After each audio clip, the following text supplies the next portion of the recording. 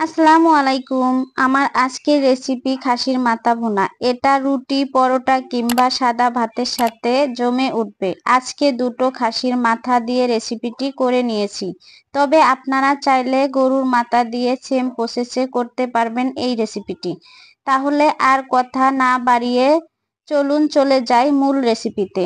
আশা করছি বরাবরের মতো রেসিপিতে আমার পাশে থাকবেন। এখানে আমি দুটো খাসির মাথার মাংস ভালো করে কুসুম গরম পানি দিয়ে ধুয়ে নিয়েছি। এটা বাজার থেকেই কেটে দিয়েছে, শুধু আমি জিহ্বাটা একটু গরম পানি দিয়ে পরিষ্কার করে নিয়েছি। এখন আমি এর মধ্যে অ্যাড করে দিব 2 টেবিল চামচ মরিচের গুঁড়া এবং 1 টেবিল চামচ হলুদের গুঁড়া।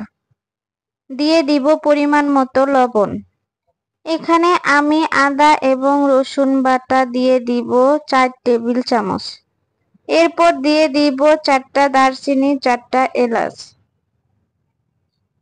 এখন আমি এর মধ্যে দিয়ে দিব গুঁড়া মশলা।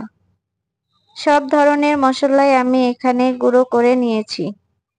দিয়ে দিব 1 কাপ পরিমাণ পেঁয়াজ কুচি। পেঁয়াজটা আমি একটু মোটা করে কুচি করে নিয়েছি।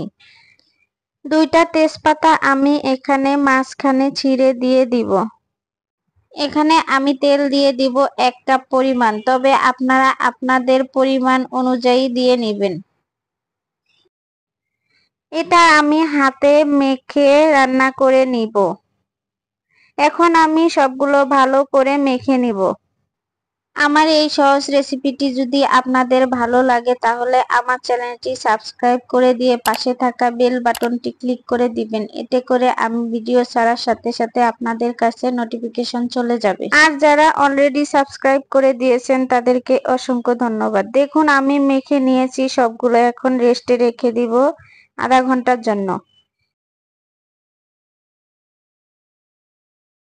এখন আমি ঢাকনা দিয়ে ঢেকে চুলায় বসিয়ে দিয়েছি। দেখুন আবারও ঢাকনা খুলে আমি এটা ভালো করে নেড়ে চেড়ে নিব।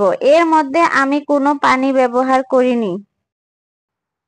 চুলাটা মিডিয়াম আছে, এটা জাল করে নিতে হবে। আমি ঢাকনা দিয়ে ঢেকে রেখেছিলাম, তাই এই পানিগুলো বের হয়ে গিয়েছে।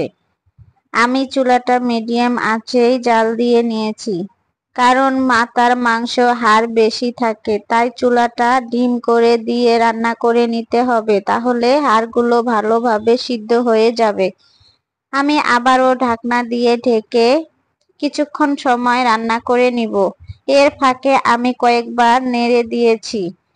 দেখুন পানিগুলো শুকিয়ে গিয়েছে। এখন আমি ভালো করে নেড়ে চেড়ে অল্প পরিমাণে পানি এখানে দিয়ে দিব।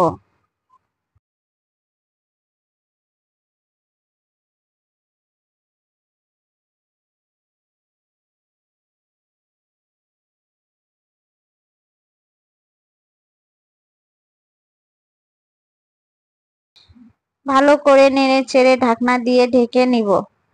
আগে যে পানিগুলো দিয়েছি সেগুলো শুকিয়ে গিয়েছে। আমি আবারও অল্প পরিমাণে পানি দিয়ে বলক তুলে নিয়ে এর উপরে ভাজা জিরা দিয়ে দিয়েছি। এখন নেড়ে চেড়ে ঢাকনা দিয়ে ঢেকে দিয়ে আবারও রান্না করে নিব কিছুক্ষণ সময়। দেখুন আমার খাসির মাংসটাও রান্না করা শেষ।